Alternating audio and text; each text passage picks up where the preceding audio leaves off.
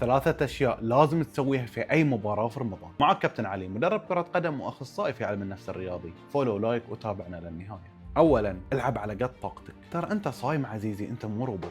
فإذا لعبت مباراة في رمضان لا تخلص كل طاقتك في 10 دقائق، لأنها راح تشوف النجوم تفتر من حولك. ولذلك خليك ذكي، وزع مجهودك. رقم 2، تمرن على الصبر. ترى فعلاً رمضان يعلمك الصبر، فرصة تتعلم كيف تضبط نفسك، سواء كان مع خصم يستفزك بالكلام أو زميلك اللي ضيع انفراد. تذكر أن أنت مو بس تلعب، أنت قاعد تتعلم شلون تضبط نفسك وشلون تسيطر على روحك. هم صدق ينرفزون، لكن شو تسوي؟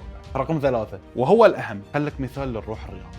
يعني ساعد زميلك اللي تعب، اعتذر إذا خشنت على حد بدون ما تقصد أو تقصد، وبعد المباراة سواء كنت فايز أو خاسر سلم على الكل بروح حلوة، لأن رمضان كله هو عن الأخلاق قبل كل شيء. والحين أرسل هذا المقطع إلى شخص تحسه يحتاجه، وإذا عجبك مثل هذا المحتوى لا تنسى تتابعنا. اكتب لي في الكومنتات عن قوانين لازم تصير في رمضان. سلام.